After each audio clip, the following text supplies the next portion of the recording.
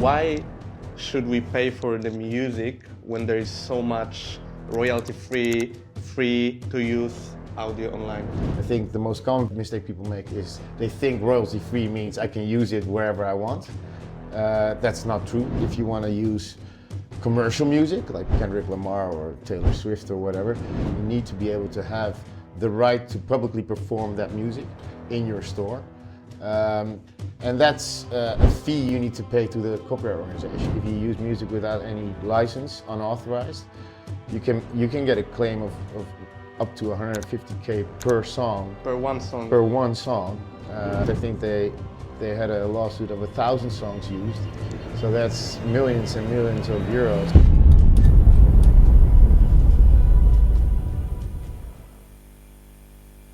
Hi guys, hi everybody. My name is David and welcome to the first episode of Closer podcast.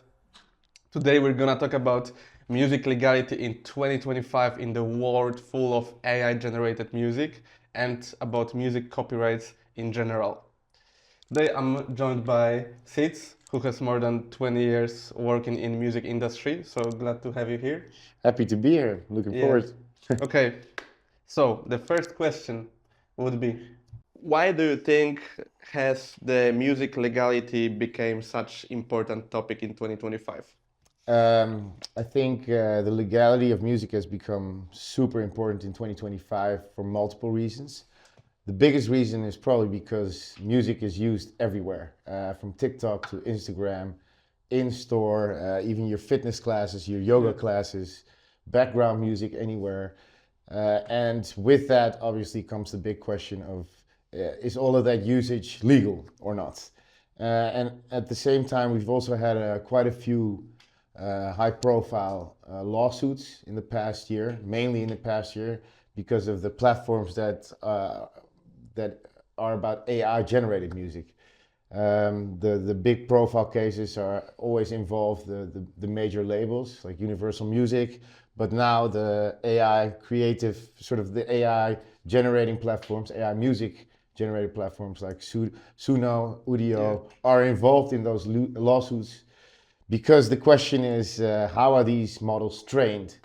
So I think that poses the question, how legal is all of that usage by the people that used that AI music? And yeah, that makes for an interesting time at the moment. So yeah. And what would you think would be the most common mistakes that people make while using music in their projects? I think one of the most common mistakes is that they think royalty-free is actually free, so they can use the music wherever they want, however they want.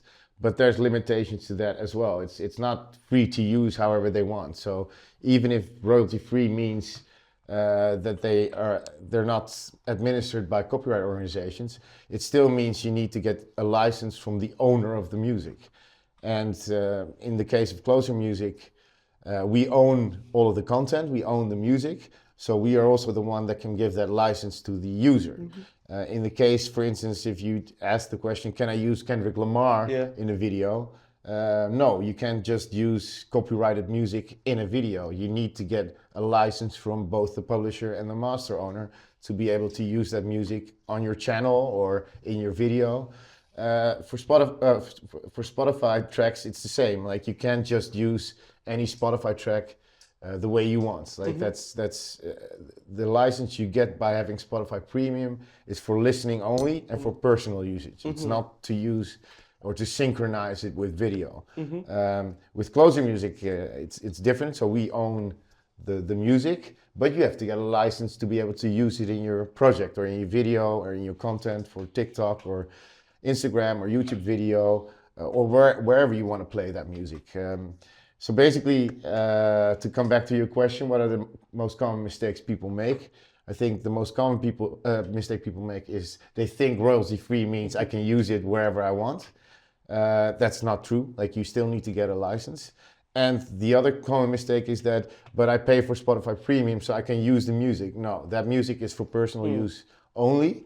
You need to get two rights, basically, if you want to use music. One is the synchronization right, which means you pay for the use of music in your video, and the other one is the public performance right. and that's for being able to publicly perform that song. So that can be under a video to an audience, like on YouTube or on TikTok or on Instagram or wherever else. Even in public, if in store is another way of using that music. But you need to get those two, so synchronization right and the public performance right, and that's something you agree with the owner of the music. That could be, in this case, could be the publisher of Kendrick Lamar and the master owner. And in the case of Closer Music, you do the same. It's one license that you have for the usage of that piece of music, which is fully owned by Closer Music in this case. Yeah. So from what I understand, without a proper license, I cannot, for example, use a YouTube video of Kendrick Lamar, for example, not like us in my barbershop, yeah? No, you, for instance, if you want to use commercial music like Kendrick Lamar or Taylor Swift or whatever, usually you get a license through the copyright organization. So you need to be able to have the right to publicly perform that music in your store. And that's a fee you need to pay to the copyright organization and also the neighboring rights organization for that matter. If you want to get rid of those costs, like the cost of being able to play commercial music in your store, there's another way that you can do that, and that's Closer Music, like a company that owns their catalog. So you get one license with Closer Music, you can play all of their music if you agree under that license to play in public.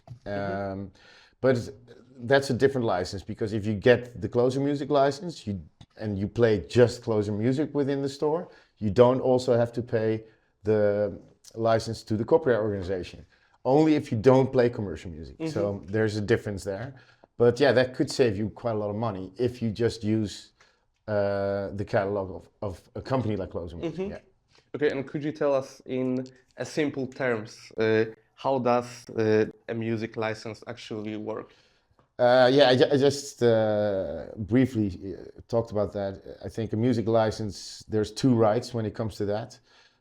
One is a synchronization right. You need to get that to be able to use it for a video, in this case. But the other one, and that's more interesting for the in-store usage of music, is the public performance right.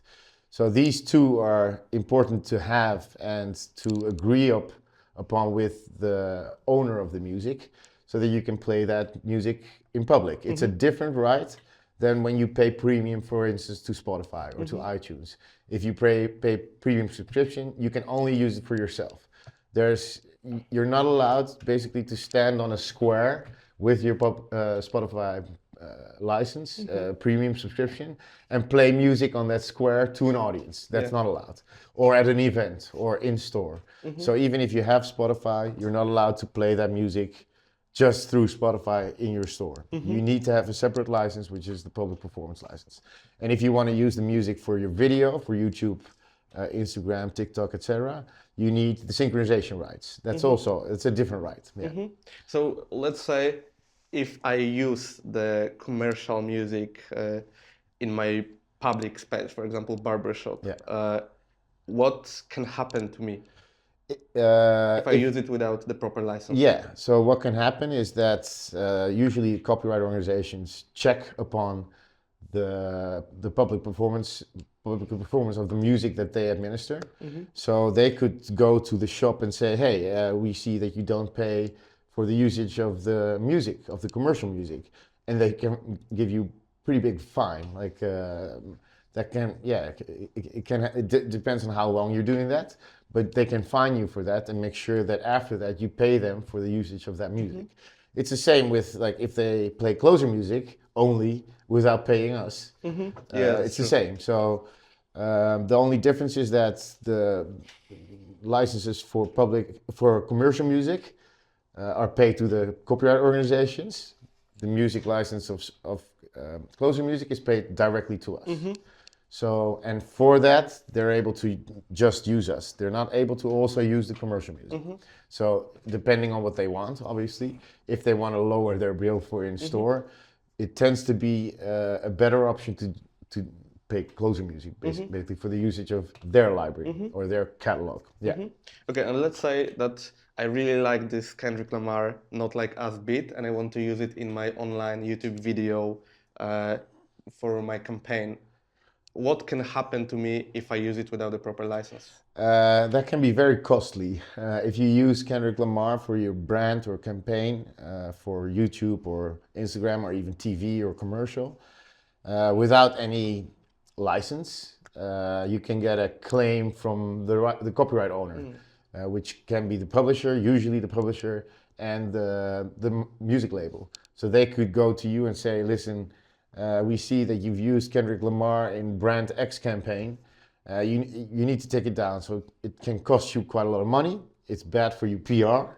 Like if you use that without any license, it'll bite you in the ass basically. So it won't be good for your brand. The campaign will be taken down. You need to arrange it. You probably need to take a fine. You'll be taken to court. Like there's a lot of things that can happen with unauthorized usage of commercial music. But the same goes for any type of music. Like if you use closer music unauthorized in your campaign, it's the same. We can put out a claim, that can be financially very negative for you as a brand and PR wise as well. Have you heard about some lawsuits regarding unauthorized usage of music? Yeah, there's a big one called, it was the Peloton, it's like a gym lawsuit, where they've been using music extensively for videos online, unauthorized basically, and that can be very costly in the end. So like if you use music without any license, unauthorized, you can get a claim of up to 150K per song. Per one song. Per one song when they go to court. So that's like, in this case, I think they had a lawsuit of 1,000 songs used. So that's millions and millions of euros that was a claim. They settled it out of court eventually. But that's very costly if you don't get that license up front. So of course it makes sense to arrange all of those licenses up front. And also have a very clear view of how and where you can use it. And where I mean, what medium, what territory, for how long. Is it indefinitely or is it for a year? Is it just for Poland or Holland or France? Or is it for global or just Europe? So these are things that you agree upon with the party that gives the license. Yeah. Okay, thank you. Let's jump to more of AI topics. So the question is, what do you think? Why is AI generated music such a gray area right now? I think nowadays, like we don't know when music is created by AI who the author is. So we've got these AI music generation programs like Suno, Udio, but we have no idea how they are trained. At least we do now, because the lawsuits speak for themselves. When you talk about Universal Music, Sony, they've put a lawsuit out to Suno and Udio. Recently, Udio has gotten into a partnership with Universal Music, so they can train their AI models on the back of the music catalog of Universal, which ultimately means that now it's transparent where the music is coming from. And with that, you know that it's trained on that music, but you still don't know, once you put in a prompt, who is the author. Like, is the AI the author? Is the person that puts in the prompt, are they the author? Or Suno. Or Suno, or any of these platforms, are they the author? So you don't really know that, and it's also not been written into law yet. So if that happens, so like obviously if you use a guitar, you sing, and someone else plays the drums, and we make that music then and there, it's very clear who's making it and who's putting it out. But with an AI music generator, it's not. So it leaves in the middle. Basically, it leaves in the middle where who owns what, and so is it the user? Is it the AI company? We don't know. So that puts that that piece of output into a gray area. And not knowing that makes it quite dangerous to use it in the end. So how do you think? Is it ever safe to use AI-generated music? Well, ever, I don't know about the future. I think for now it's not. Like, it's not safe to use AI music for your brand, mostly because at the back end of these AI generation programs, we don't know how they are trained. So if it's not clear how they are trained, they might as well have used copyrighted music.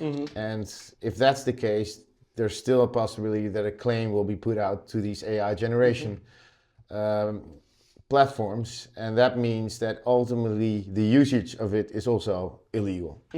So to be able to like answer this question, like ever, I don't know about ever. In the future, it might be, it might not be. I think for now it's not, and for now and for a long time to come, it's not 100% safe. And that means that if you want to be sure that your content stays up and running for your brand, you need to be 100% safe. Like, I think it's mostly about the brand safety aspect. Okay, so what you're saying is that, for example, if I pay for AI generating platform subscription and I'm going to have a license for this platform, and I'm going to create my own prompt and generate my own music, you're saying that I might still get copyright fines, yes? Could be, yeah. So if one of the copyright owners thinks and finds out and puts out a lawsuit to these AI music generation companies, that it becomes clear that they've actually trained their AI model on the basis of copyright music, then it means you need to take down that music. So that's the effect that it could have on you using that type of music for your content. So to be 100% safe, I'd say don't use it for now as a brand, or as a shop, or as anywhere, because it's still in the process of finding out how to use it. Could you use it? And for the moment, you can't. It's not 100% safe. So you stand the risk of your music or your system to be taken down, your music to be taken down from online when you use it for your brand or for your project or YouTube, wherever you want to use it. But also for in-store. It means if you're using music that's AI generated and they get a claim, the AI generation, and it's not clear where you got it from or where they are training their models with, then there's a chance that you need to take it down. Yeah. So it's not 100% safe. No. So what would you say is an alternative? How creators or business owners, how can they choose the right music for their projects? I think closer music, obviously, if we give a license for the usage of the music that we own, it's 100% safe. There's we can guarantee that there's no claim being made on the music. We can guarantee that it's produced by producers that work with and for us, by singers that work with and for us, and musicians, etc. So we give that guarantee. We own everything in that sense. So with that, we give the license, and it's 100% safe to use. So that's the difference in terms of AI versus like a catalog that we have. And how could we get this license? How you get this license as a user? It's complicated, yeah. No, it's relatively simple. It depends on, obviously, like, what do you want to use the music for? I'm a social media specialist, so I want to get a license for my online content for the brand that I work for. Well, you go in this case to Closer Music's sites, and you see you've got different sort of brackets in terms of usage, and then you see what applies best to you, the usage that you want, and you get a license for that. You get a subscription for that, and under that subscription, within the confines of the agreement that you get with Closer Music, you can use that music for your projects. Same goes for instance, for businesses. So I think it's another type of usage, is public performance. Like, I think we discussed it before, is if you want to play music to an audience, in this case the shopper, you need to get a license as well, and that's something we provide as well, that license. So there's different ways to get it, but if we give it within what we agree, you can use it the way you want. Perfect. Mm, And also where. So it's always the question yeah. where and how long.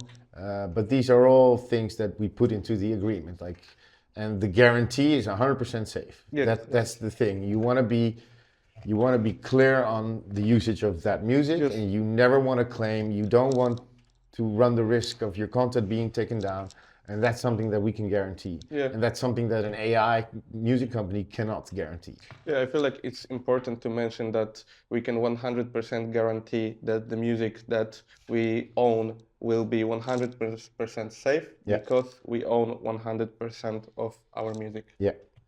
And that's a big difference with AI generated music, but also people thinking that you can use Spotify songs. You can't. Like, there's no license to do that once you have a premium subscription. You need to get a different license to be able to use music in your commercial project or in store. Yeah. Okay, so Sietze, Yes. why should we pay for the music when there is so much royalty free to use audio online? I think free usually means that it's unverified, like it's not clear where the music is coming from, or if you haven't signed anything in terms of usage, you should be wary of, is it actually free to use? Or how is it free to use? Can I just listen to it, or can I use it in commercial content? Are there samples being used in that music? You don't know. So it's always good to be sure of the usage of music to get a license with a company that's able to give that license. And that can be for individual songs when it's like for a commercial or for for TV or something like that, or for online content. But you need to get a license. In this case, you need to make sure that the license you have, with that, you're able to actually use it the way you want. And also, usually when it's for online content, it should not be restricted to a country. So it usually is for the whole world. It usually stays online, so it's indefinitely. And you need to make sure that you have that. With free to use, you never really know. So you don't know if there's agreed that that music can actually be used anywhere. And with closer music, if you approach us to get a license, we can guarantee that. That's a big difference. Yeah. And the last question would be, what makes closer music different in this whole music licensing world? I think the difference between us and, let's say, commercial music is that we control the full copyright. So once you get a license with us, we give the sync right and the public performance right. So those two are covered, which means you can 100% use it safely. And that's something that AI cannot give. That certainty, that safety is still not there. So if you want to be 100% sure that you can use the music in your content or in your store or at your event, the license we give covers that and gives you that safety. And that's the case because we own 100% of the copyright. And also, we can guarantee that the music that we have in our catalog is made by musicians, by producers and musicians that are paid, which is also something that will keep sort of the creativity alive. But yeah, I think that's the most important difference and sort of the most important reason to make sure that you are 100% safe in using the music, as opposed to AI or any other royalty-free or free music that you get from anywhere else. You're never sure. And I think if you want to, then this is the guarantee we can give. Yeah. Okay. Thank you. You're welcome. Thank you for your time. Thank you for watching us. Yes. I hope you had a great time. I did. And see you guys again in the second episode of Closer Podcast. Thank you so much. See you. Thank you. Cheers. Thank you.